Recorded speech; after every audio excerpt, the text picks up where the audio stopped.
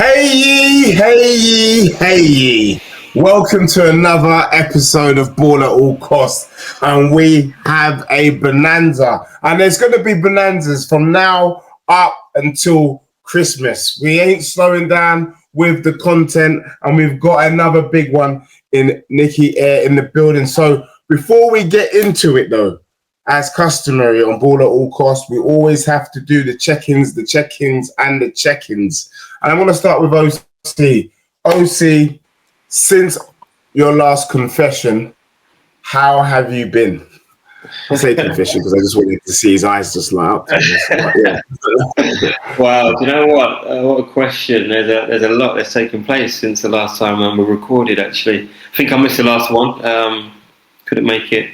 But, yeah, I lost my voice earlier in the week. I couldn't speak for 3 days, literally trying to speak, and voice was MIA, so I think my wife quite enjoyed that. And there's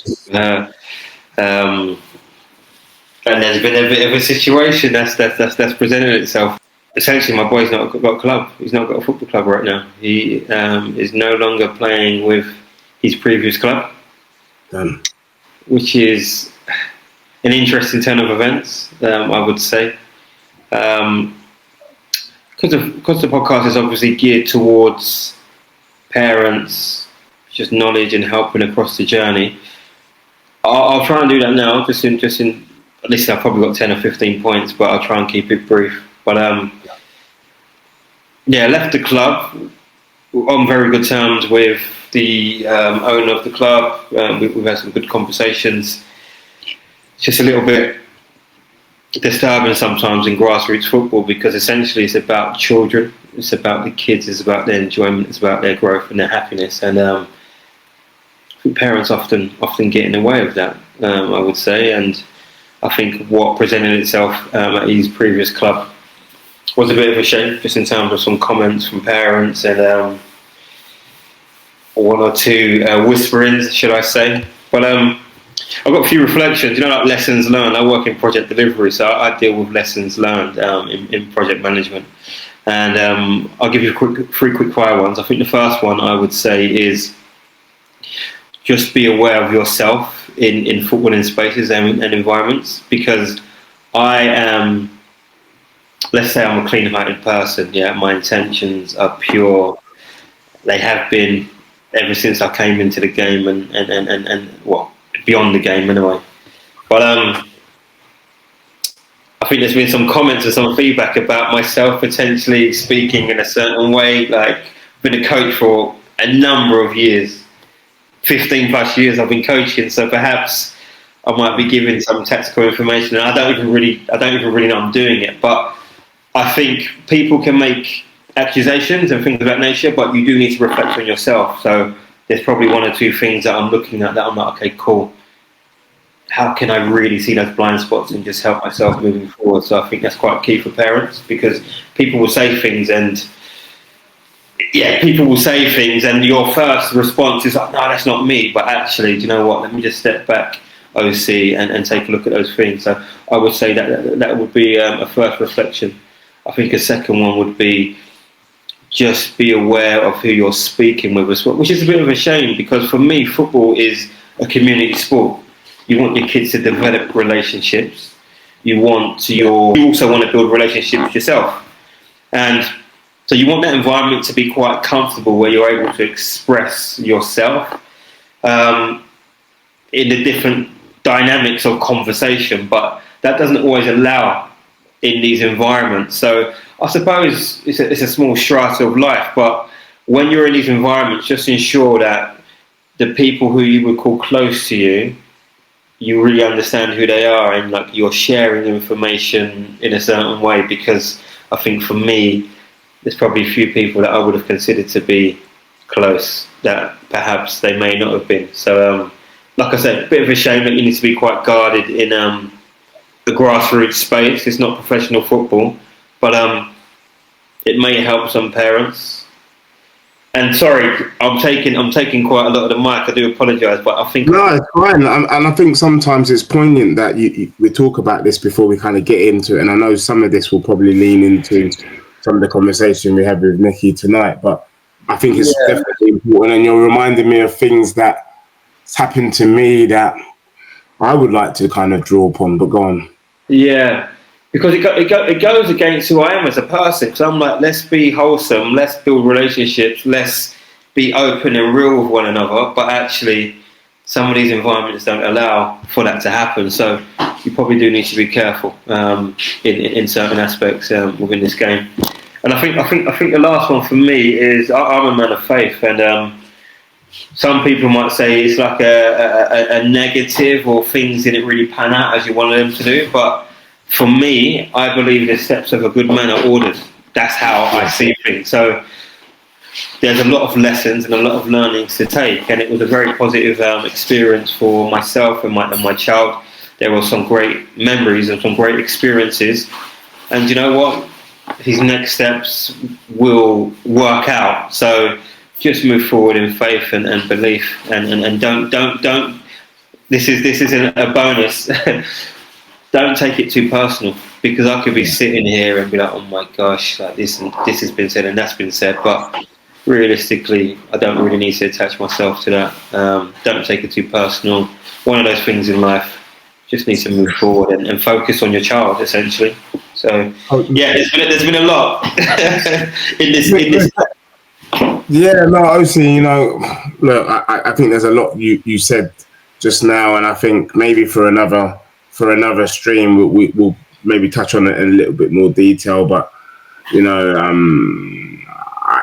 want to call it the loss of parent power.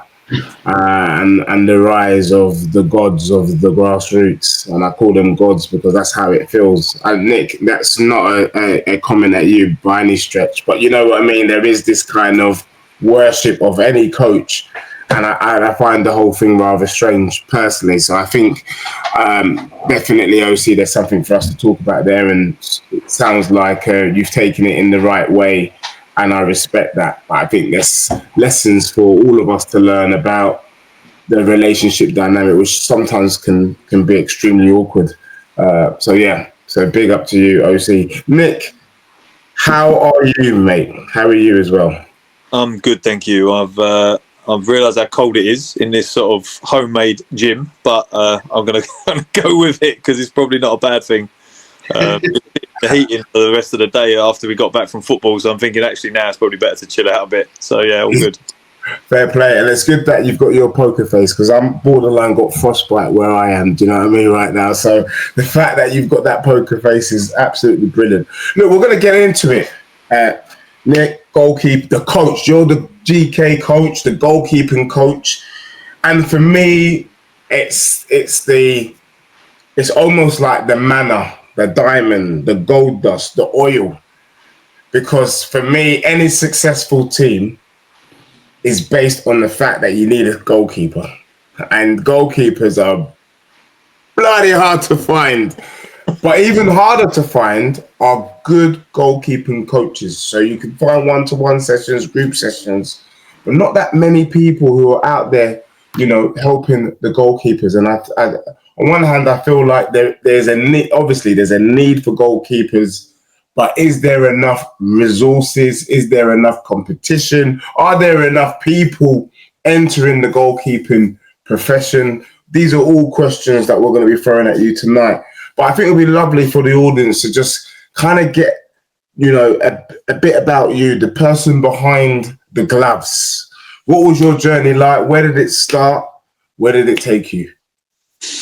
So thank you firstly for having me on. I really appreciate the opportunity. I started when I was quite late, really. Nowadays we look at goalkeepers and any football, they're playing very, very young. They're playing like under sixes, I think they're even starting to look at clubs now. But I was probably about 9 or 10, which in today's market is crazy.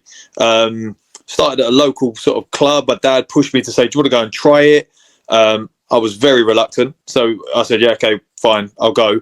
But not particularly wanting to. I didn't really want to run, if I'm honest. I was quite a big lad. I was like, I'm not running. The guy went, go and try and stand in between them two, go and like cones and give it a go and say, like, see how you get on. And I think it was quite early on, they were like, actually, this guy wants to get hit by the ball. And it was probably more that I didn't want to run. And that's the truth of it. I didn't want to run around. I was quite happy to go because my dad said, why don't you try it? And he said, go and go. Did that. And it was a really quick journey from there. I think I've shown my age now, but when I was growing up, we played full-size goals right from when you started playing football. Like, there wasn't mini soccer until we got into academies.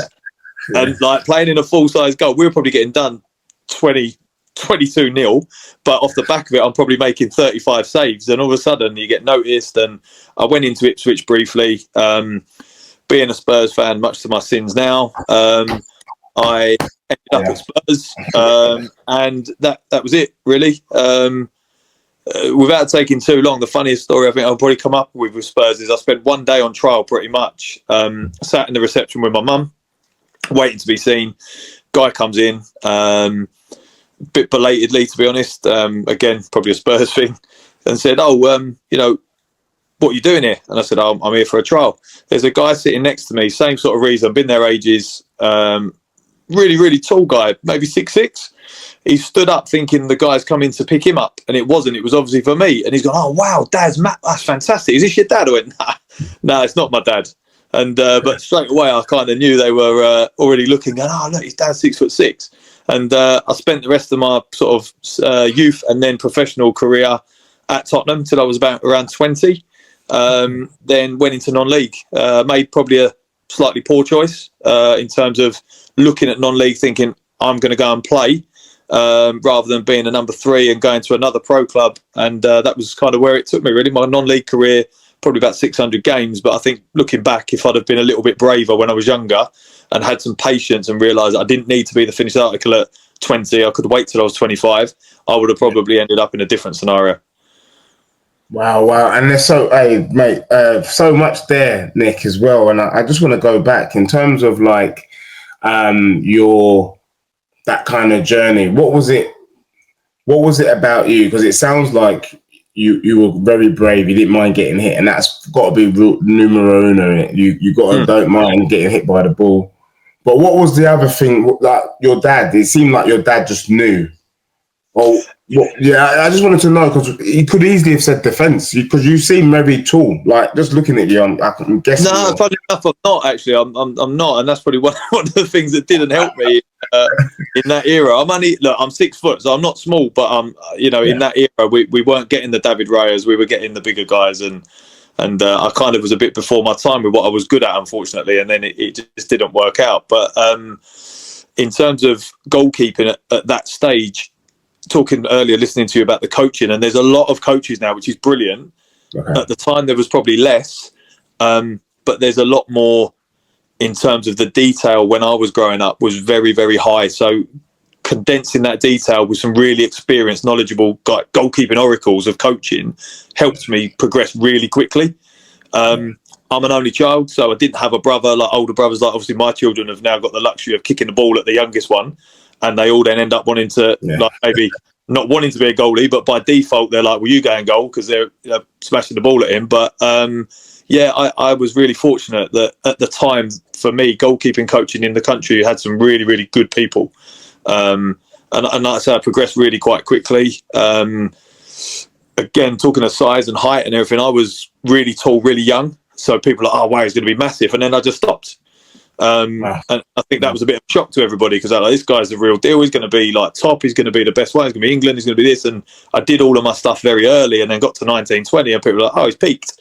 But for me, that was good, because coaching wise, I knew then that I wanted to coach, because I knew the things I couldn't do physically, maybe not my fault. You can't help it. Your somatotype or your physical size or presence. I was realizing that I could help other people who did have the tools they needed, because my understanding of coaching and wanting to be a philosopher of goalkeeping really was like top for me. I wanted to be the best I could be. Fair. No, brilliant. And you said that you felt like you might have been slightly ahead of your time, and I've got one more question after this, but then no same hand over to you. But what was it about your game that made you slightly ahead of your time? I think that I was fortunate in the coach that I had from when I first went in there. Very, very good ex-pro, wanted me to be involved. So I've got a big thing about this now, where a lot of goalkeeping can become we want them to be good with their feet. So let's practice loads with a couple of mannequins and a couple of goalies and a goalie coach, and we pass through these mannequins. I'm like, I didn't learn like that. I learned by being put in with the outfield players. Take your gloves off. There's no goalie coach tonight. Go and play. And I become bow-footed. I become comfortable on the ball, because instead of just playing the ball back to the goalie, I was having a 360 look at how I could get out of stuff. And I remember in a game, possibly Millwall at the time, I won't mention the goalie coach's name, but he was fuming because I was doing like Cruyffs and stuff. I was getting the ball played back to me and I'm chucking in Cruyff and drag back. The guy's going, this ain't goalkeeping. I was like, watch, it is. And like I say, I think I was way ahead. Yeah. Because now that's where it's gone. And all the different coaches I work with were like, you were 20 years ahead of your time. I was like, yeah, it's a shame, because obviously now people ask me, I had someone ask me the other day, like, do you think you could play now? I was like, absolutely. Like that side of it, absolutely. I'd probably be the first one on like Pep's list up until he signed Donnarumma. Yeah, no, honestly, and that's why I wanted to find out, because, you know, one of the things that we talk about on Ball at All Costs is the fact that how the game has changed so dramatically, and we're seeing now in the top end of the Echo, it's an expectation. It's almost like it's to be expected that the goalkeepers are able to use their feet, and it's really, really pushed in, and can they play out from the back? And I guess my last question is, and then we'll kind of get into it, but I feel like this kind of journey that we're doing makes sense, is profile. Is that a big deal? Because when I was growing up, I remember the goalkeepers of, and I'm going to be showing my age here, but there was that Colombian goalkeeper who did the little bicycle kick when England behind his back. We had, you know, Fabien Barthez, the French goalkeeper, so agile, like a cat, you know what I mean, able to make saves. And then the way it feels now is that if you're not 6'5", if you're not a basketball player playing for the San Antonio Spurs, then it's really hard to kind of get in between the sticks. But as a purist of the goalkeeping game, what are the attributes that makes a solid goalkeeper?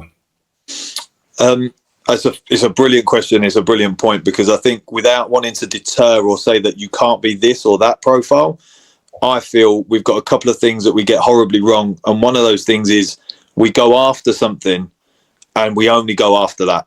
And then when we change our mind after 3 to 5 years because it doesn't quite sit with what we expected, then those goalies who probably weren't of that profile then miss out. And there's been a lot of goalkeepers that you look at and go, wow, what a goalkeeper. And putting it into context for what are the key things for me, are they brave? Do they want to be by the ball? And when I say brave, people think of bravery as like, are you willing to dive and get your face kicked in? No, bravery is, are you willing to keep trying things, getting it wrong? Have you got a character that people can respect and look at you and say, he's my goalie because he's going to back me and look after me? And your question right at the start, or when you entered the conversation, which I think is brilliant, without goalies, football would be very boring, because we'd be basically just kicking it into an empty net and you'd be scores of 26, 22. It would be very boring. Same with, I've got a big thing about referees as well. I think we don't do enough with that, but that's another day. But for me, bravery, psychologically, physically, are you willing to make mistakes? Are you willing to try things? And ultimately, there's some physical attributes that are helpful, but are you willing to be patient? For me, they're the two main things, like bravery and patience, because I wasn't patient and I chose to go into non-league, trying to find a career. I'm going to play, I'm going to be 20, I'm going to get back in. I didn't get back in. And that was my choice. And it's a poor choice, and I live with it. But yeah, for me, bravery and having the will to keep the ball out the goal. Fair. Thank you. Thanks, Nick. My pleasure. Yeah.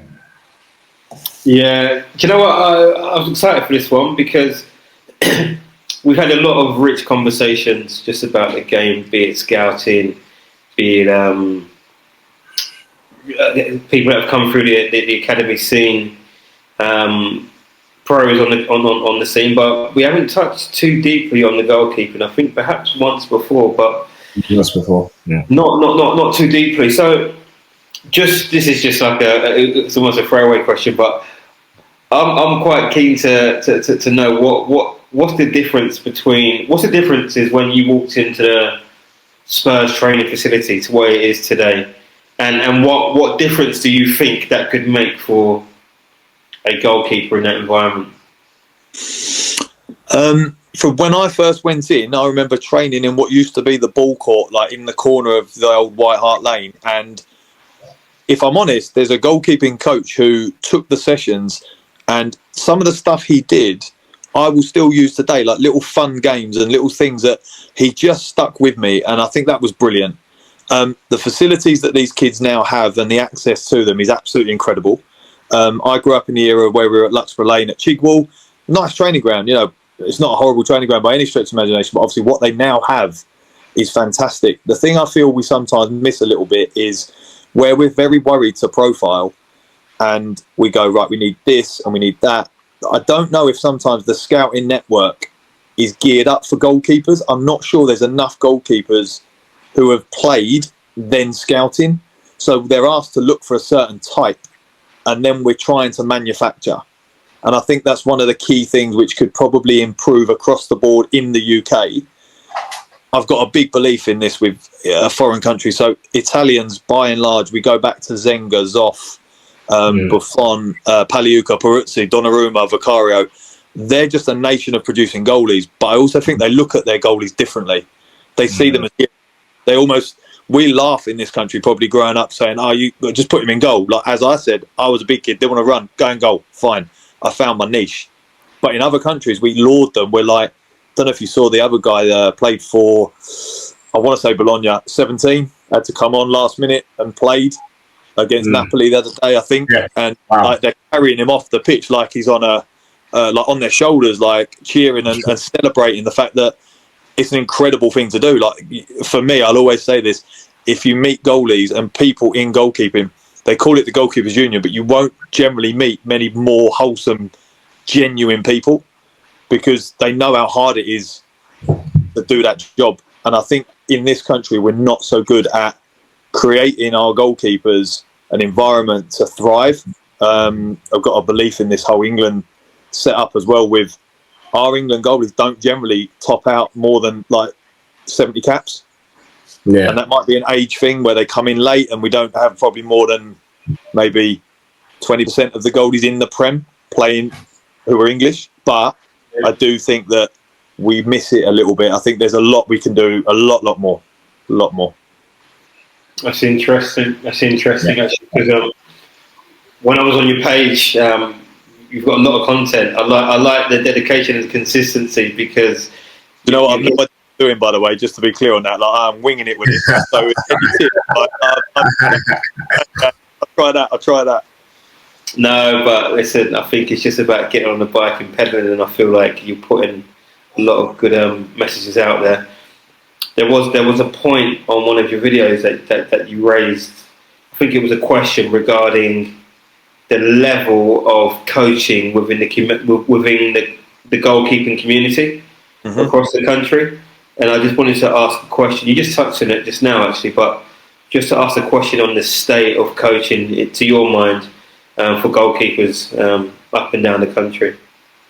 So I'm not sure if it's a common knowledge thing, but like growing up, when I realised I was going to coach, there was a real element of me being involved in the FA and the England setup. So I was very FA, I would call it. Like I knew what a number 6's job was. I knew what a 7, 11, a 10. I was talked to in that way. And then when I looked at the badges and I realised what you had to do, 20 years ago, it was very much get your goalkeeping licences. You had to do the outfield licences. What has happened, unfortunately, now a little bit is they've now said, actually, don't worry about that. If you want to do goalkeeping coaching, brilliant. We need the coaches. We need people with the desire and the passion. But what they've gone down the route of is don't worry about doing those badges anymore. You can just go straight into goalkeeping, which does open up quite a few little rabbit holes that we go down where people might quite like the idea of goalkeeping. They might quite like the idea that they played in goal a little bit, but they probably don't have the detail and the mentoring element of it because they've not been there. They've not, my non-league career pretty much tells you that I played a lot of games at a lot of different places, but I know what it's like watching kids when they go out on loan. You've got a couple of guys or maybe even 50 guys from the other team follow you around at half time. They get tanked up with a few drinks and then actually they meet you down the other end for the next half. And, it's it's quite hard for goalies to learn their trade when they're in an element of they probably haven't had the detail when they're younger. And I think that does come down to some of the coaching in terms of we've gone down that route, having all your badges have got to be obtained first, outfield, then you can do your goalkeeping. Now we've changed it. We're seeing probably less experience, great enthusiasm and great, new ideas, but maybe not the experience because they haven't done the goalkeeping for so long. You can get your qualifications a lot younger now. I'm 40 and I waited a long time to probably too stubborn. I was like, I'm not going to go and pay that amount of money. Also, it delays the coach's journey as a goalkeeping coach because you're getting all these other badges that really you don't necessarily need or want.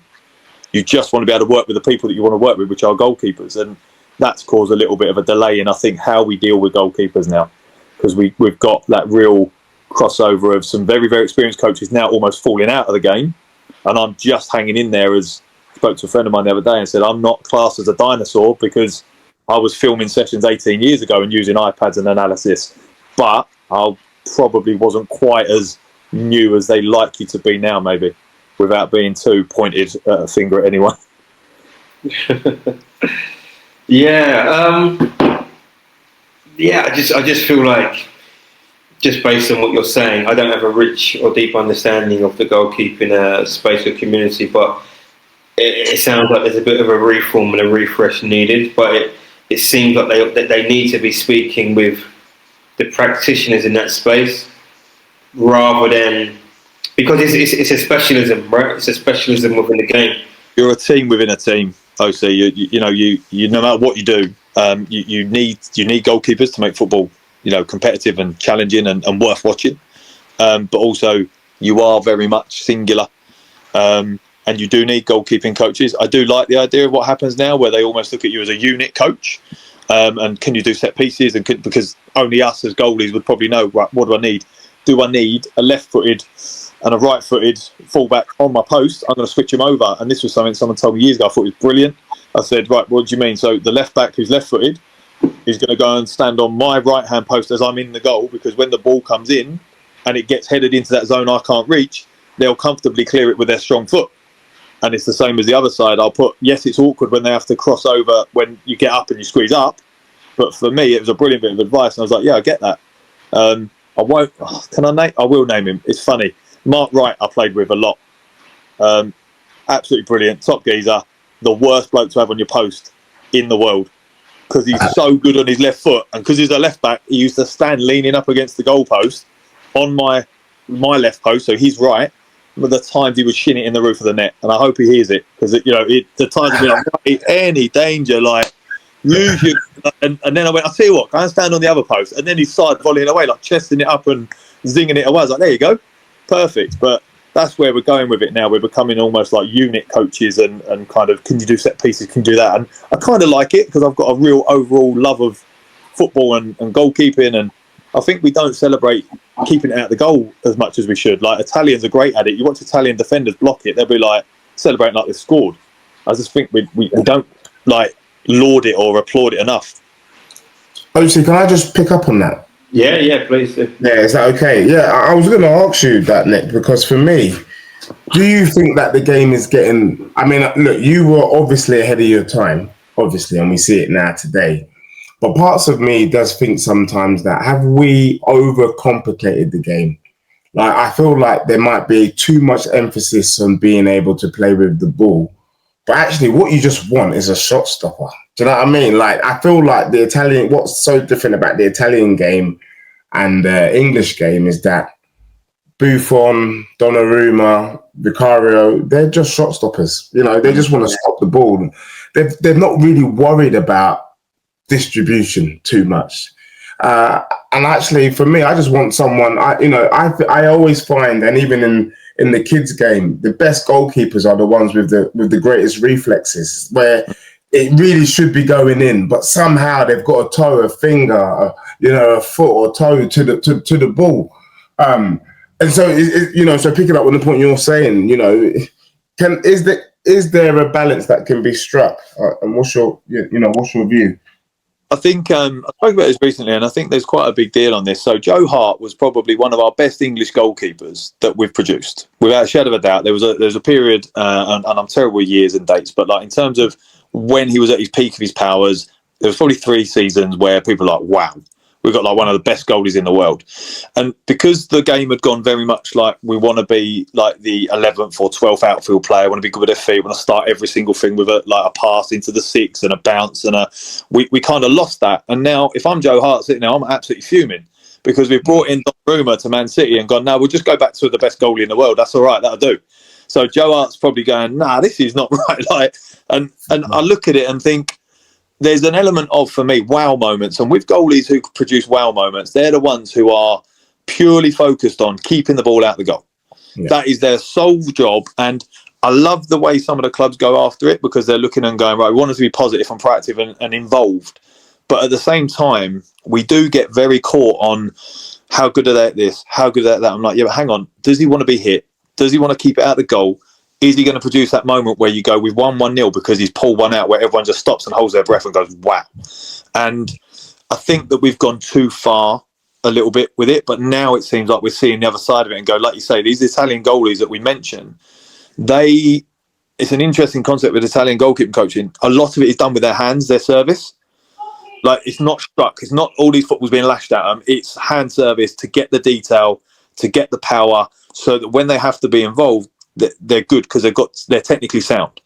And the other thing, speaking of Italian football, the goalies pretty much, they don't, historically more so, they don't have the ball a lot, Italian teams. They defend really well and then they play a certain way. Whereas here, I'm not always sure we've got an identity with it. I don't know if we could look at an England team and go, oh, that's definitely an England team. If you took the kit off them or, and went, oh, like, who's that playing? I'm not sure. Whereas an Italian team, you could kind of put them in a different colour and go, oh yeah, that's an Italy team. Yeah. Because they've got a way, they've got a style, they've got a mentality, they've got a desire to do what they do well, which is don't concede many goals and go. You could probably tell a German team, you could probably tell a Dutch team. And I just think sometimes we change too quickly. We're like, that didn't work, let's try something else. And it happens with goalkeepers a lot. Yeah. Tough. Sorry, OC, have you got another question? I don't want to steal your thunder, but you are on mute for you are mute. You dive in. I've got a few more, but you dive in, and I'll. Do you know what? I feel like we're just having this kind of free flowing evening, but thank you, OC. Nick, I want to talk about culture, and I think it leans into what you were saying. So for me, couple things spring to mind, and you were talking about how you're able to identify Italian goalkeepers football by the culture, style of play, and we kind of don't have that identity. And does that come from the fact that I noticed that that if you go to Italy, and this is going a slightly left, but things like being a waiter, in Italy, in Spain, in Greece, being a waiter is a job that people are proud to do, and rightly so. It's a family-run business. You've been there for years. It's a service that you're providing, and you want to provide that service. Here, I feel like the culture is less so. Yeah, you have good customer service, but the love of the craft, the love of the service, I don't know if it's the same as what you would see on the continent. And what I find with football, girls and boys football, is that most parents you speak to do not want their kid to go and go. The majority of kids, if you ask them, where would you want to play? They want to go and go. But I've heard parents say, at under 7s, under 8, do not offer, if you're manager, especially when a team doesn't have a goalkeeper, they will tell their gaffer, do not offer to go and go. And I'm just wanting to know. And then I remember a friend of mine whose son now is at Spurs, but he was a defender, and he took for him a brave step and said, he wants to go and go. I'm going to put him in goal now. What a keeper is what we're describing. But what is it about this culture? Have you seen that yourself? And is that part of the reason why the likes of Joe Hart and other up and coming England goalkeepers might not get that love, might not reach the very best pinnacle, because from grassroots, we're just not really showing it any love? Yeah, it's a brilliant question, and I've had this before where I look at it as we missed. I say we've got no, me, you, OC have got no control over this, but I always say we because it's collective. We're trying to do the best for everyone. When FIFA didn't give Neuer the Ballon d'Or the year or the 2 years where he was absolutely out of this world, we missed a huge opportunity. Because they then went, oh, it's okay, we'll do the Yashin Award and we'll make it for the goalie. Well, what you're doing then is you're destabilising that role, and that role was, wow, I want to be like Neuer. All the kids are watching him coming out and doing diving headers and slide tackles. They're like, oh, if I can do that still, I'll go and goal, no problem. Because actually, my point used to be, for someone who was only like 183, 184 centimetres, 6 foot for people who are working those metrics, I was like, I don't want to stand in that goal. That goal's 24 foot wide by 8 foot high. So the more I can get away from that, the bigger I look, the more presence I have and the more character I have. So I always played really high, really aggressive, which again is before my time. And I still encourage that now. And I love the fact that one of my children's at a club and they want him to play like that. I'm like, absolutely, play like that. If you get it wrong, goes over your head, no problem. It's fine. But for me, you're 100% right. We don't have a pride in goalkeeping. And we don't have that element of making people go, that's amazing, what a great job. Like, I watched the game this morning, my boy played one end, I've set the GoPro up so he could get some bits and pieces. Like, he didn't really touch it. The other team played with 7 players in a 9v9. Unbelievable, fair play to him for even playing the game. The other goalie had loads to do, but my first instinct to do is to go over and see the goalie after, go, mate, you were brilliant, well done, that's great, what was your best save? Because I'm passionate about goalkeeping, I always have been.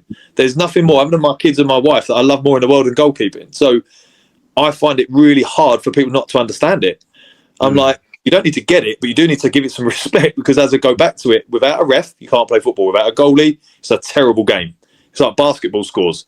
Yeah. So they're basically an unguarded net. And goalies in other countries are lauded and told how wonderful they are, and they're like superheroes. France, the same. Lloris and Buffon and, you know, Sander and now Mike Mangan and Spain, Raya, Casillas. They're like, they're no different to Ronaldo and Messi. Like, they treat their goalies like superheroes. But you're right, here it's like, don't you dare go and goal. I remember with my older one who plays during COVID, he was like, Dad, can I go and goal? Take a few shots of me. I was like, yeah, what's this? I was absolutely lashing the ball as hard as I could to make him not want to do it. Yeah. I was like, mate, I've done this, I've trod this road, I've walked this path, like, you don't want to do it. And he was like, no, I want to do it. And he still does now, bless him. But I do feel now, my youngest one, who's not really into football, he goes with me the other week, and first time we let him out to go and watch a game, because he's a nightmare, runs on the pitch and everything, the coach went to him, oh, do you play football? He went, no, I'm a goalkeeper. I went, where did that come from? I was like, never played any goal in your life? He's like, no, I'm a goalkeeper. I was like, fine, no problem. So now I'm embracing it. I'm like, yeah, cool. He does cartwheels and like does the John Burridge like warm up and everything. I'm like, brilliant. Like, we are different. I think when you find a goalie that isn't a little bit, and I'm going to use the term in the best possible way, neurodiverse, because people go, goalies are mad, goalies are crazy. Actually, no, we're just not neurotypical. Because anyone who wants to stand in the goal and get the ball hit at 80 mile an hour and then say, I'll have another go, does have some element of being neurodiverse. Yeah. And breaking the nose and cutting your face. And like, you know, my youngest one who plays, if he doesn't make a save with his face during the game, he's disappointed. He's like, got another one in the face. I'm like, good lad, brilliant. Your nose all right? Yeah, cool, it's in the right place. Well done. Like, that's what it is. It's crazy. Yeah. Amazing. That's class. Yes, I'm just intrigued to know a little more about. I think you mentioned that you got 4 kids. Are they all playing? You mentioned the youngest isn't necessary, but are they all playing, and are they all similar in the sense that they have similar traits to yourself and playing goal? Yes and no to an extent. So one of them's very fortunate. So his mum, it sounds like I'm now just waxing lyrical about the Italian culture, but his mum's half Italian, so he has a very different physicality and somatotype than what I would have given him had it had just come from me. You know, so he's an absolute, for me, a natural goalkeeper. He's the bravest kid I've ever met. The quickest and most agile, and we spoke about it earlier, like a cat. That is, for me, what goalkeeping should be about. That doesn't mean that I won't work or I won't look to help any goalkeeper, but I think that over the generations we've gone away from what they were, which is your Shiltons and your Neville Southalls, albeit people laughed at Neville Southall being bigger, but you know, he was still cat-like, he was still athletic, he was still a top goalie. Then my older lad who plays is totally different, more my Samata type, more my build, so he has to play the game differently. So he's more like a Neuer, maybe a Kasper Schmeichel, quite good off his line, good feet. We talk about, both footed. But yeah, the oldest one, bless him, actually had a go. He went, Dad, I think I might want to be a goalie. And out of all the things in the world that he is, he's not a goalie. But I said, no problem, we'll give it a go. And do you know what I said to him? I went, look, I'm not sure it's for you, but just play really high off your line, because he's a good footballer. So just play really high off your line, and when it comes over the top, just come out and clear it, no problem. And he did it for a few weeks.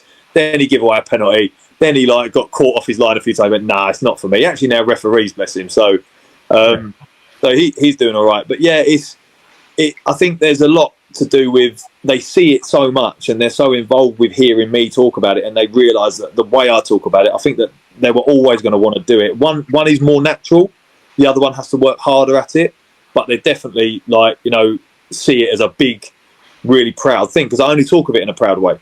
I only talk of goalies are, sounds really biased, but I'm like, goalies are the best people. That's it. And I'll always say that. I've only probably met one that I didn't like. And that was because I was playing and he wasn't. And that's just the way some people are. But generally, you get that camaraderie and that union and that team spirit that you can't really get in many other sports. Yeah. Yeah. There's something special about that. I think. So you mentioned your boys, and obviously the characteristics slightly different. But my boy, he hasn't. The only time he's seen me play was when I joined the annual Tigers charity tournament. Mm-hmm. We were playing against a girls' team in a group, and I had to body her, man, because she was trying to. She was trying to put me under pressure. I scored 2 goals against this girls' team, and I bodied a girl, and I was like, "So your dad can play, mate. Your dad can play," type thing. How embarrassing! But I just find it funny because he hasn't really seen me play, but he has so many characteristics the same as myself. Just in terms of how he plays, how he wants to play the game, how he moves. So. Yeah, those genetics that come down, it's really beautiful to see, really, because, I would say that he's pretty much the same player as myself, although probably at 8 years old, he's probably better than I ever was, to be fair. But I say the same to one, to be fair, both of mine, but one of them I'm like, mate, you're miles better than I ever was. He's lucky, he's because of his parentage, he's got one side that gives him everything he needs physically, and in terms of the way he is, it's almost that tiny little bit of Italian blood that will be within him from his grandfather, and that side. I'm like, do you know what, mate? Just go with that, because you've got something that I couldn't have given you on my own. Yeah. I can give you all the other stuff, but you're lucky because you've got that that little 1% that no one else can give you unless it was me and your mum, because that's how our parentage has allowed for you to be that way. So it is nice. I watch my older one sometimes and go I can see he's more like me, but I actually feel for him more, because I try explaining to both of them, I had to work really hard to work on my physicality to stay lean enough to be athletic and quick and work on all my power, whereas the younger one just is. And I think the older one sometimes gets a little bit and what I try and remind him is mate, I told you not to be a goalie. You then said, no, I want to be a goalie. So I then embraced it and let you do it. The reason the little wants to be a goalie is because of you. He wants to be like his older brother. And he was like, oh, wow, yeah, I suppose. So I'm like, listen, the longer you keep it up, the more he's going to thrive. And they're both, they've both had different journeys. One's had a lot tougher journey. He's actually got compensation sitting on his head from the first pro club that he signed for. And we took him out because it was going very back to what you started with. No goalkeeping, 0 goalkeeping coaching. So we took him out. And he's now got a compensation because we had to sign a YD10 form, which is unfortunate, but he's had a really tough year. He spent a year not playing football, not playing in goal. He didn't want to play. And I've only just managed to get him back in. Unfortunately, there's some good clubs in and around, obviously the Echo and the JPL, and they've allowed him to play that, their goalie's gone on to better things. He's managed to get 12 games in the last 3 weeks, playing Saturday, Tuesday, Thursday, Saturday. It's great. It's brilliant. Yeah. But it's hard, it's tough. Academy football is not a one. Yeah, so just segueing into that, I suppose. So earlier on, you mentioned that you were scouted and you were in Spurs for a number of years, came to 20, and you got released from Spurs. I just want to understand a little bit more about that journey, perhaps the highs and lows of it. What was that like for you when you got released, and what advice could you give for parents and keepers on that academy journey now? Again, it's a brilliant point. I would say be patient. A goalkeeper's journey will always naturally come later, and they're not their peak, but their moment of that, like, right, I'm ready, I'm going to go in and I'm going to play, because you will play for longer, because you can obviously not necessarily have to be as physically fit to get around the pitch. Your experience will come from games, your time will be later on. So sometimes I knew I was impatient. I went into Spurs and said, what's happening? Am I getting a new deal? Had I have not said anything, I probably would have been one of those goalies that they kept at the club for another 2 years, 3 years as a training goalie. But I went in, I pushed a little bit my neurodiversity, a little bit that like impulsive, like needing a dopamine hit of tell me, I want to know. And if I didn't, maybe it would have been a different story. But for parents, it's very much about, you have to get the right detail, you have to get the right mentor, the right coaching, but you also have to understand that their career will be longer. So you probably won't get your opportunities as soon as somebody else. You go, yeah, but he's got signed, he's got this. And I'm like, yeah, but you're a goalie. You're not going to get any first team football. I think Brandon Austin's a brilliant example at Spurs. He went in at 13, I believe, and he's now played when he's 25 to 26, his first Prem game. Now, I can't imagine he would change his career for anyone, because he's won a trophy, he's been in and around it for all this time. And that gives you an example of how you have to be a little bit patient. I think we do want to get stuff too soon. Being an only child, probably not choosing the right things. I never went in digs. I managed to drive to the training ground every day. So when I know now, my youngest one goes on tours away with the club now at 8. And I'm like, that's brilliant, because by the time he gets to 16, he won't bat an eyelid when he says, Mum, Dad, I'm moving out. And yes, that's sad to think that one of our youngest ones will do that, but I'm also thinking he'll be so mature and so able to deal with it that I won't have to worry. Whereas I didn't make that step of going into digs. If I'd have gone into digs, I probably would have gone to Derby County instead of Grays Athletic. And that's the long and short of it. And that's, I just think that parents of goalkeepers just have to ask the right questions, make sure that they're getting the detail they need, but also just understand that there's loads of different ways that people develop. And sometimes you'll look and go, they're not getting better. They probably are.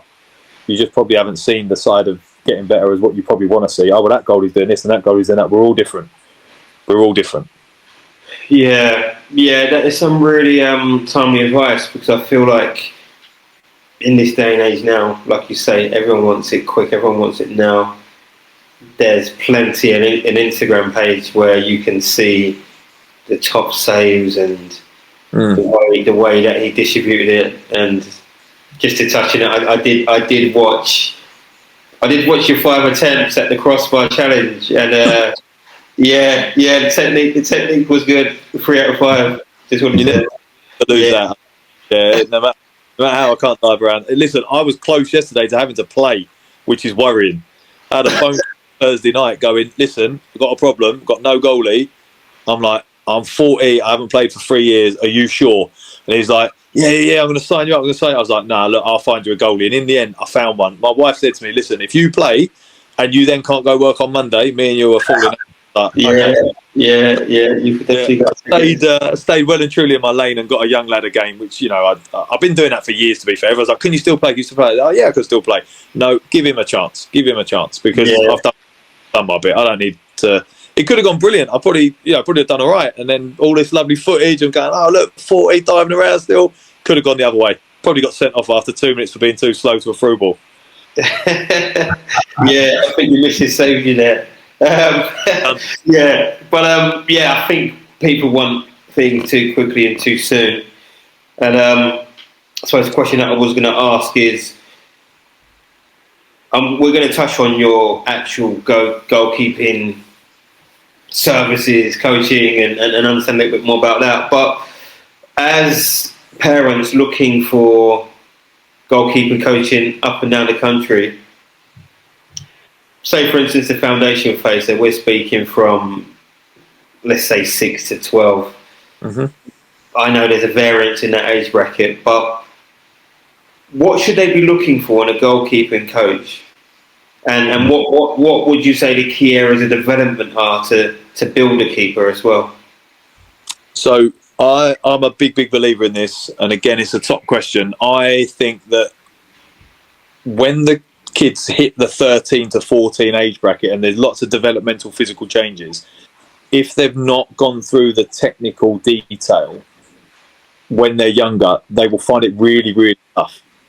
And I think, speaking to other goalkeeping coaches who are on the same sort of page and the same mindset as myself, the reason the Italians and the Spanish and the Germans and the French do so well is they give the detail and they work on the detail, repetition of the skill, of the technique, of the work. Because if you just go after, are they good in games, or how do they kick it, or what are they like with both feet, you will lose a lot of that detail. And I've never seen a goalkeeper play at the highest level who isn't competent technically.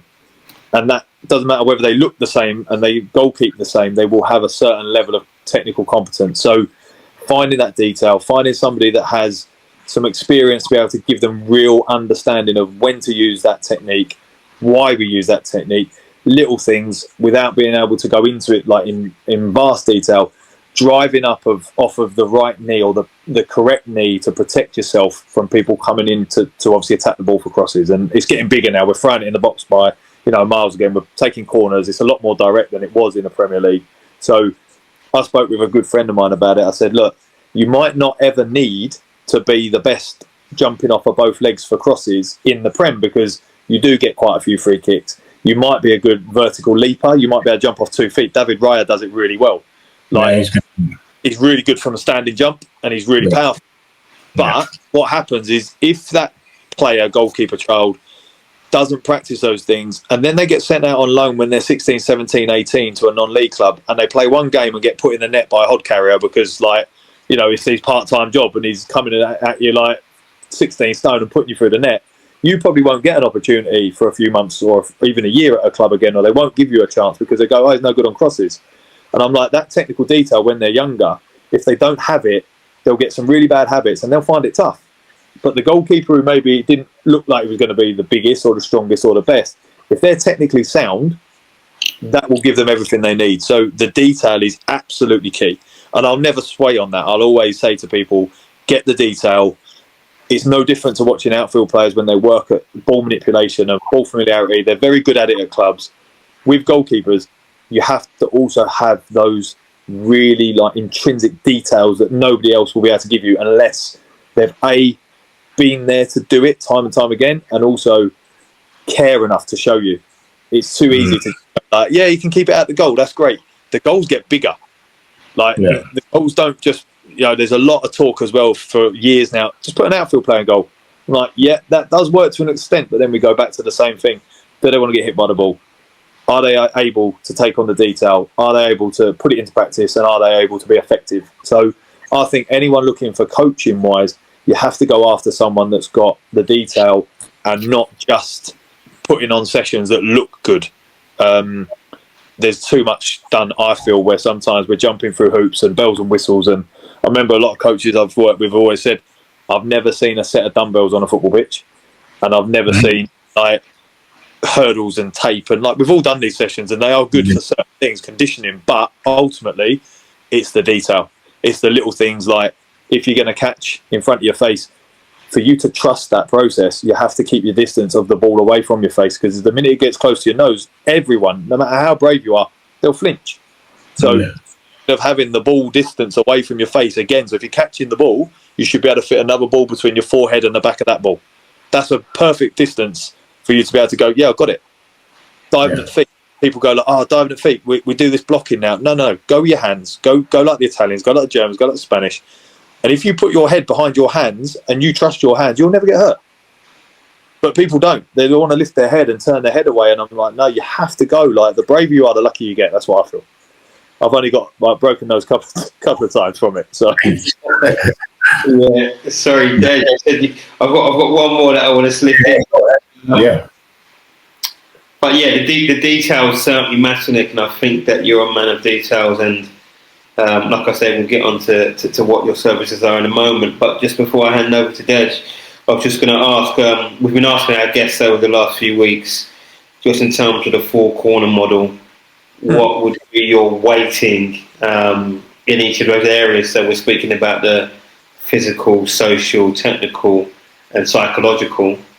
In terms of, I know it might change at different stages within the keeping journey, but I suppose as a overall holistic view, what would be your split across those four different areas? Percentage-wise, if you're talking to split, percentage-wise, that's it. Yeah. For goalkeeping, because of the nature of being a team within a team and being a little bit on your own and kind of looked at as like, oh, he's a goalie, he's just going to do his own thing. I'd say the social element of it is probably as high as maybe even 50%. Make sure to stay connected, to stay integrated and have something that is going to allow the outfield players to respect you. That might be that you are a brilliant ball stopper, a great person who keeps the ball out the goal for them. They might be like, yeah, top. In my case, when I was growing up, was so competent with my feet because I was lucky with who I worked with as a coach. The boys respected me enough that they, would give me the ball and be happily to lend me the ball. And also, there's a respect there because I could nutmeg them or I could like over their head and take the mickey out of them. So they'd be like, actually, listen, this guy is a footballer, not just a goalie. So for me, socially is a big thing. And then I'd probably split like the remainder into the other elements because if you're socially able to be part of the group when you're actually detached from the group quite a lot of the time. Now that we do have goalkeeping coaches that take you away for an hour, then they come back. You have to be respected. Goalies are very different. You've got lots of different types, but the ones that tend to be most efficient and most successful, if you look at the other countries primarily, and I do use this a lot and I won't apologise for it, most of the goalies, the top goalies in the world, tend to captain their country. Yeah. You look at it historically, like, Neuer, Buffon, Casillas, they're all top goalies. Yeah. And I don't think that you can do that without having that social element to it and being. You don't have to be everyone's mate because we use the time added like no friends in football. I use it a lot, but there's the whole element of socially for me is really, really big, and then probably psychology is the second because if you're patient enough and you're willing to take the knocks, to take the hits and just bounce and bounce and bounce. I've got a big belief, and I use this a lot with kids. I watched this team today, bless them. I don't mind sharing the teams it was. So it's a Ryan FC team that my lad's with at the minute, and it's Finesse. I don't know where they sit, what they do, how they are, but what they've done today with 7 players, I've gone to them afterwards, their manager went, you know what? That's absolutely brilliant because I could have walked over and I shouldn't know what the score is. And I talk to my goalies about this all the time. If I call it the 6-0 up, 6-0 down theory. So if I walk over to a game and I've no idea what the score is, nobody on that football pitch, particularly my goalies, should show what the score is by their body language. And that's why I think the psychology of it is huge. So I should be able to go over and go, right, it must be 0-0 because everyone looks okay. Everyone's still fighting for the ball. Everyone's still willing to do that extra bit. The goalies look cool, they're happy, they're calm, they're relaxed. And I'm like, it must be 0-0. Actually, that team's winning 5-0. Oh, great. So that shows me that goalie's got enough about him to not be affected by being 5-0 down and still talking, still on the bounce, still on the move, still trying to stop it being 6. And that's why I'm huge on psychology of goalkeepers and the social element. And if you're that, you will have a career. All the other stuff, the detail, that's important, but you have to be the right character for it. So I think that's probably where I sit with it at the minute. Well, I respect that. Respect that and big up to that game earlier as well. And that's what you like to see. That's what it's all about because if truly it's a kid's game and it's about development, then it doesn't matter what the result is. It's really about what they're learning in that moment from the experience. Yeah. I'm thoroughly enjoying this conversation. Really opened our eyes. So I guess OC kind of alluded to it. It'd be good to kind of hear a bit more about what you do, your training, your business as well, and some of the methods. So for me, look. I've seen a number of clubs. A goalkeeping session for me tends to look like group of strikers, midfielders whacking the ball for a couple of hours at a goalkeeper. I guess my first question is that even good?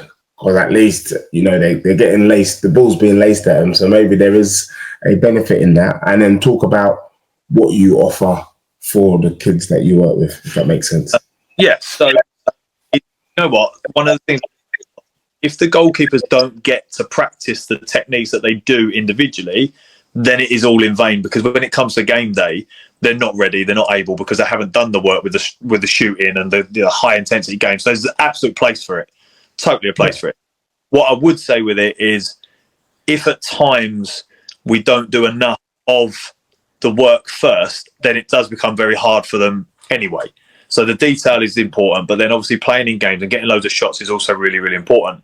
I think one of the things that we sometimes kind of miss is the integration of that goalkeeping session. Like, how do you make the session realistic? That's where the FA are quite good with their game-related practices, and they do a lot of stuff that looks like a game and feels like a game, so the goalies get that opportunity. But in terms of where we're at for the overall goalies and the team, what I often find, and this is a bit of a bugbear, you get coaches who are unable to take a session without the goalie. Like, no, I need the goalies. I'm like, yeah, what for? We're doing a game. Okay. Well, are they going to get anything out of it? Oh, yeah, get loads of shots. Cool. So I look at it and think, for coaching purposes, I quite like the split of, if I work, so I currently work with the Watford girls, 14s and 16s. They'll do 45 minutes for me and 45 minutes for the group. But the group is, I'm involved. I'm there. I can put my input in. So when we're maybe trying to play out from the back, or where it's attack, defence, they started off the other week where it was very much like they had an attack. If the defending team defended it or won the ball back, that was it. They give the ball back. So I was like, no, look, we need to work on, we've won the ball back, now how are we going to get out? And that for me is quite a big thing. So there's a huge example for me in goalkeeping where, if you allow the goalies to just go off and do their own thing, then you won't get the best out of them when they play. This is the whole social and psych element to it as well for me. You've got to get them in the team. You've got to get them respected within the team. And I still think that the best way they learn to be able to play and be good with their feet is to get them involved, take the gloves off, go and be involved in the team. And that's how. And that's why, now if I had my time again, I'd probably be like, yeah, fine, I can be an outfield player if I was willing to get fit enough. But I was never that willing. No, thank you. So Nick, tell us a bit about the goalkeeping coach. What is that, and what does that mean? What does it do? So realistically, I've coached for like 21 years, but I did it as a start with a thing very years ago called Keepers United, where I wanted everyone to be together and the goalies, and it was great and it worked. And I've kind of worked in various different capacities at either a college scheme, or I've worked for my own coaching schools. And then in the end, I thought, you know what? For me to truly have my voice for what I believe in and how I want it to be, I'm going to have to go very, very singular. And it's almost like within the title of being a goalkeeper. And, like, I've just gone, do you know what? No, I am going to go as the GK coach. I'm not going to work within a company. I'm not going to have numerous sessions and like 25 kids in a group, because that doesn't resonate for me. I need to work with goalies that are serious about it, goalies that want to. And the online thing, like I say, I've got no idea whether I'm doing it right, wrong, or different. Like, all I know is I've got a video with a stupid amount of likes, and it's nothing to do with goalkeeping, and that one threw me a little bit. Like, I don't know if you get to see it, you'll oh wow, like, it's not to do, other than me shouting at a couple of kids, don't run through the goalie session. It's got like 500,000 views and 20. Like, oh no, I'm doing this really cool side volley thing. Like, watch this video. No one wants to watch that. But it's an element of, I just want to mentor, tutor, and help anyone who wants to put gloves on. I feel I can help. I've done it. I've been in a position where I've done stuff that hasn't worked. I've got a lot of decisions wrong, but I'm willing to sit there and go, well, I got this wrong, so maybe you should try this. And there's not any goalkeeper that I wouldn't ever want to try and help. A guy messaged me the other day from, I want to say Hungary, saying, like, I'm 174 centimetres, how do I become pro? I was like, listen, you're going to have your natural things that are going to cause you a problem with that because of the physicality of it and everything. But I said, I'll help you, no problem. Like, what do you need to know? And it might be a gym program so that they can work on their speed, their power, their athleticism. And you never know, he's 18, he might grow. You don't know. But I just, anything that I do now is very holistic and very wholesome with goalkeeping. If I can help someone, I'll help them. And in terms of what I believe in, I want to be able to give detail. So if that means the videos have to be detailed and I have to give perfect advice for that particular person, that's what I'm kind of at with it, and that's where I want to go. I'm not to say I wouldn't want to work at a club, but I know sometimes that my beliefs and my theories and the way I look at the world of goalkeeping doesn't always get well received, and that's being honest. I hear you. I'm convicted in it. I believe what I believe in, and if I'm given the opportunity at a club, fantastic. If I'm not, then I'll keep telling what I'm telling, and I'm still looking at the goalies that we've produced, even from our grassroots side. We've had 5 goalies in like 2 years go to clubs Cat 1 and Cat 2. So I believe what I'm doing is right. And I kind of, Yeah. I call it, Nick, it's refreshing to kind of speak to you, because I feel like the biggest success, and I'm giving the game away, is the people that what I call the disruptors, who don't follow the norm. I feel like the ones who follow the norm end up losing that in the end. It's the ones that are different. It's the ones that are 20 years ahead of their time. The ones that are doing the things and people are like, what are you doing? Why are you doing it? Are the ones that maybe it will come back and it will be their season. Now, all of a sudden, like you saying, Pep has now decided that, less of the ball distribution, more about bloody saving the ball, so, it swings and roundabouts.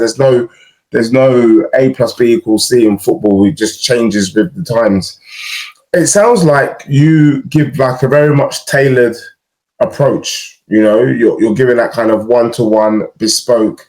And I'm just thinking about some of the young lads that I know who are goalkeepers. So do you watch, do some of the people you work with, you see some of their games? Are you at the games? Then you're assessing, and then you tailor a plan, you work on it, and then you just see how they get on over the next few months. Is that how it works? Yeah, so there's so many different ways you can kind of do it and work it out. But if I'm ever at a game because my son's playing, or I happen to go, do you know what, this game like today was very much, the team done ever so well to even compete with 7 players. But I went and watched another game, and I'll try to always find something in goalkeeping that I can go and look at. I'm really interested in like how it looks, how it works, and if it needs tweaking. I'll always try and offer help. Like if people want to know, I'll always ask permission. Go, listen, is that your lad? Do you mind if I speak to him?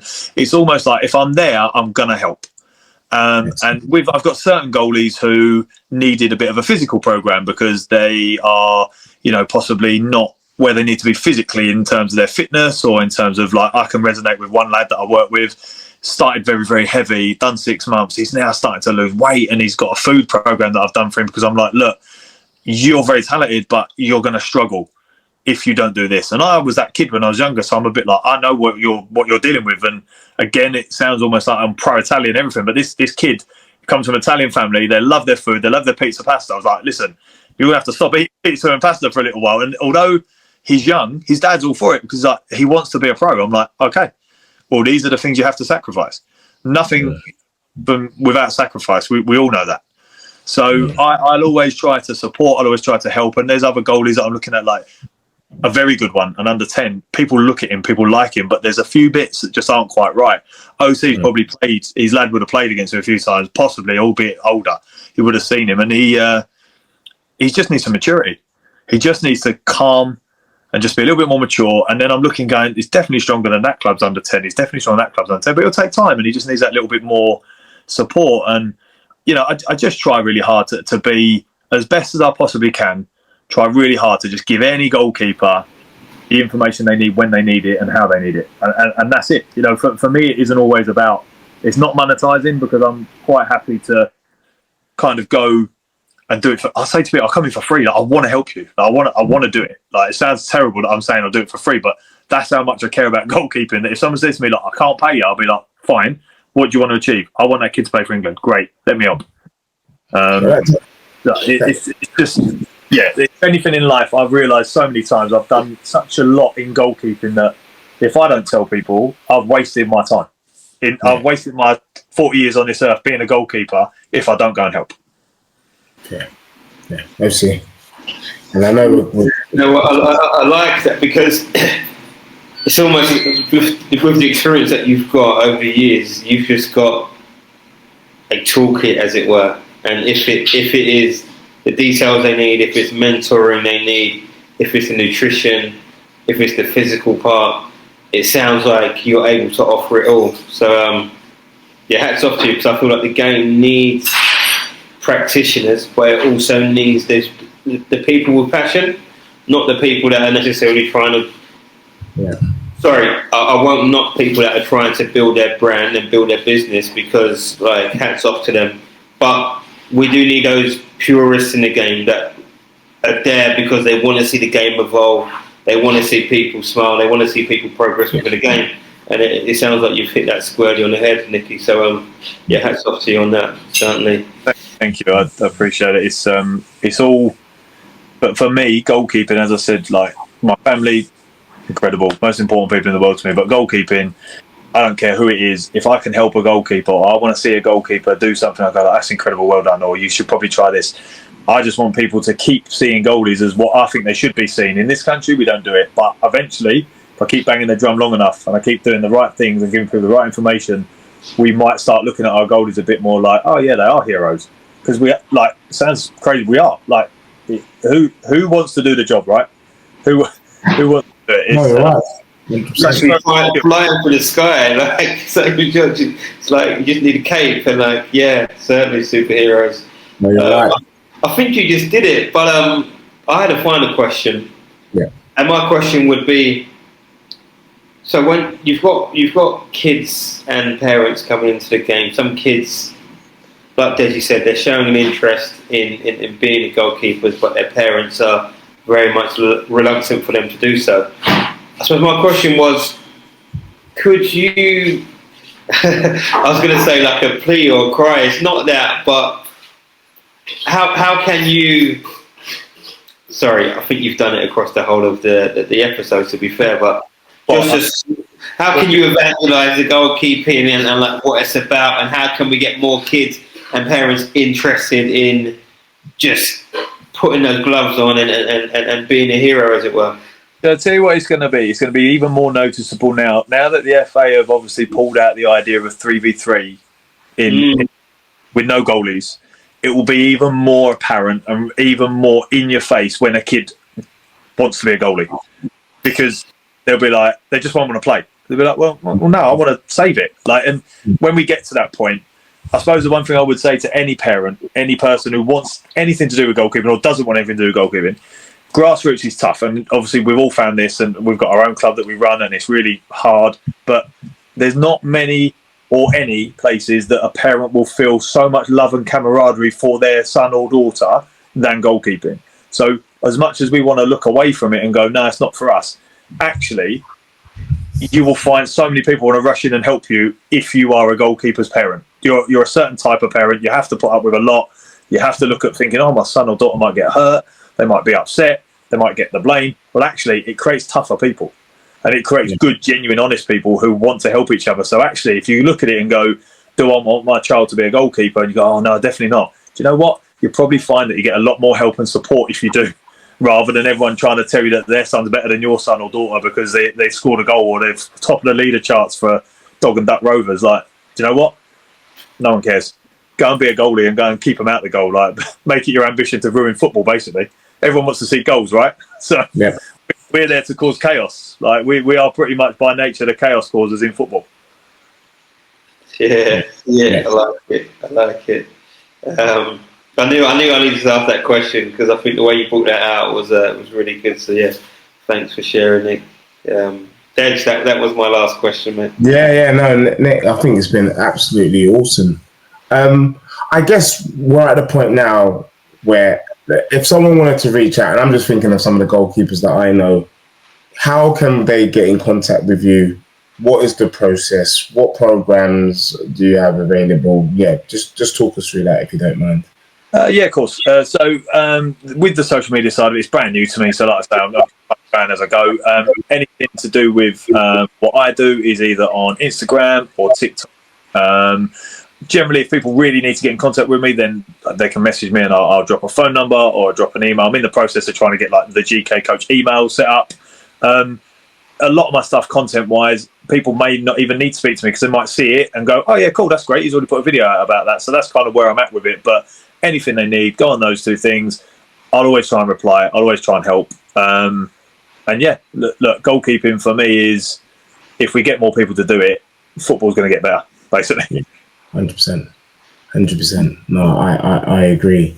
Nick, no, it's been a brilliant episode, man. We just just diving in, getting that and big up to everyone that's listening in. Make sure you like and subscribe. This is another bonanza of an episode. As always, we always ask guests to can you think of someone who you think we should invite to this show, and are you able to connect us with that person?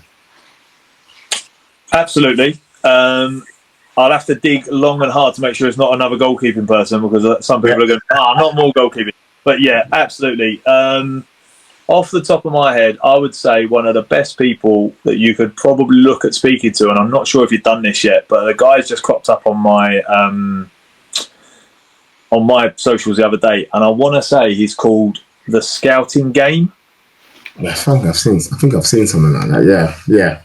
I mean, The Scouting Game. I think I've seen that. Yeah, on the ground. Yeah. His content. I messaged him yesterday. And was like, you know what, that's top, because he's started to go down the route of sort of neurodiversity and everything. And I'm a big believer in that. Like, I've got a very late diagnosed ADHD, which you probably gathered as I've spoken for way too long. So I do apologise. No, it's all good. He seemed very he seemed like a really, really positive kind of thing to have in around. I've kind of been watching his videos, so yeah, definitely. And look, again, I can't say I can directly do it, but I know that it would be well worth probably speaking to. Yeah. Sorry. This is almost left field, because that is normally the final question, but I think that there may be some parents just asking about that neurodiversity piece, the ADHD piece. I had a late diagnosis. I was diagnosed with dyslexia when I was 34, and I feel like I've got ADHD as well. Week, I see, yeah? Sorry? Only last week, yeah? You're 34, you said? 34 last week, yeah. Yesterday, yeah. But could you speak to that a little bit, just in terms of perhaps, what question am I trying to formulate here? Just how does one with ADHD or someone that isn't neurotypical sort of fare within the game? Are there any sort of signs that we can look out for, and how can we support those in the game that are neurodiverse? Yeah. Do you know what? It's a brilliant question. I probably, without wanting to be too much of a storyteller, but I'm a big believer in how that can work. I'll give you a very quick rundown on a story from when I was very young. I was 14 and playing in the England setup as an under 15 in the Victory Shield, and at my school, I was a big deal. Everyone was amazed by it. It was fantastic. It was great. They were so proud. They were so happy. I had absolutely zero fear going into that very first game that we played in Northern Ireland. However, I played the game. Being ADHD and impulsive and having that element of like wanting to get involved, I wanted to do something, I wanted to be known, I wanted to be seen, I wanted to say like, look, I've done this, I've made a brilliant tackle within 2 minutes. Absolutely got nowhere near it, almost cleaned the kid out, like could have got sent off. Then the ball comes in the box, they score from like kind of knocking into me a little bit, should have dealt with it better. Ball goes in, obviously play the game, get on with the game, go home, watch TV. I won't say which pundit it was, but it's a live televised game, and the pundit's absolutely gone to town on me. He said like, this goalie should have done better, he should be stronger, he should do this, he's let his country down. I'm like, wow, I'm 14. I've got back in that hotel room, turned my phone off, no one to speak to no one. I remember sitting on the plane on the way home, and when the parents come to pick us up, I remember looking at the parent of the other goalie and wanting so desperately to go and apologise that I played ahead of their child. I wanted to say, I'm so sorry, I messed up, I let my country down. I went back to school, didn't want to talk to no one, wouldn't be part. And that, for me, was one of the hardest challenges I've ever had. And probably when I started to realise that my neurodiversity it didn't help me in the impulsiveness in the moment, but also it's really tough sometimes because you think you're anxious and nervous, but actually you're possibly just neurodivergent. And when you're like got that neurodiversity, it comes out in some really good ways. But also, the sooner we can help people when it comes out in the negative ways, the better. Because that was a really hard one for me. And it took me a long time to get over it. And I look and I go, is that because I've got ADHD that I was impulsive and wanted to do this? And probably. But then also, did it make me train harder than everyone? Did it make me get there at 6 a.m. and leave at 6 p.m? Yeah, absolutely. Did it give me a passion that like I want to be the best at everything? Yeah, absolutely. So when you see it, it's really important to try and ask the right questions and get the right people around those players to go, you know what, you need support, and you need the voice and the person to sit there and listen when you need to be listened to, because ultimately, if you don't, you waste a lot of talents. I think we've had so many talents in this country that have just not quite gone as well as they should. And I think if we actually sat down and did like the kind of brain mapping and brain scanning, most of them would be neurodivergent. And it's a big, and it's too easy to just go, yeah, they were difficult or they were awkward, and like you can tell. I'm not going to name famous people like that we watch on all this stuff, but you can tell the ones that are just absolutely mad as a box of frogs, and you're like, they've definitely got an element of neurodiversity. Like when you watch them now, you think like, yeah, I can tell that when they were playing. Or I just think it's really important that the signs are not always that obvious. People can mask it, and there's so many different ways of helping and supporting. And it's just a matter of, I think the FA now do a really cool thing as well, where if there is an element of neurodivergence or some sort of, not say even physical now, they let them stay down, they let them drop down an age and just play what is they're mentally able to do. And I think that's important, because I wasn't ready at 14 to go and be told on TV that I was rubbish. But who would be? And that's the way I accepted it in the end. I was a bit like, yeah, I don't think anyone would take that well. But that story, as difficult to hear as that is quite a poignant one for people to go. Some people just brush that off. They say, that's fine, no problem. And they're the ones that probably do go on. So being neurodivergent can have its strengths, but it can also have massive pitfalls. And I think we need to see it early and try to support with it. And if people don't know, look it up, check it, ask people, seek help, seek support, because it's not right that we can't all play. We all want to play football, right? It's for everyone. So, yeah. I appreciate that. I think it's an episode that we need to get into. But more and more, I'm seeing on Instagram people post about neurodiversities and how perhaps the game isn't as inclusive. And I certainly know within school systems that more can be done. So I'm sure more can be done within the game. But I think it was right just for you to delve into a bit more. And I think that story really painted a good picture. So yeah, thanks for sharing that. No problem. Thanks, Nicky. Well, Nicky, the GK coach, thank you for joining us at Ball at All Costs. Please make sure you like and subscribe. We are growing and we are moments away from 300 subscribers. So that is like, wow, what a massive achievement. Nicky, we're going to get you back on 100% because I think we need to actually have some time to delve in. So you've opened up a conversation that needs to be had, needs to be understood widely. So definitely we'll hold you back. But look, thank you for everyone that's listening in. Thank you for all the love and the support.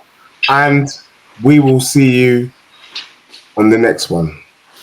From myself, Nicky and OC, thank you and good night. Thanks. Take care.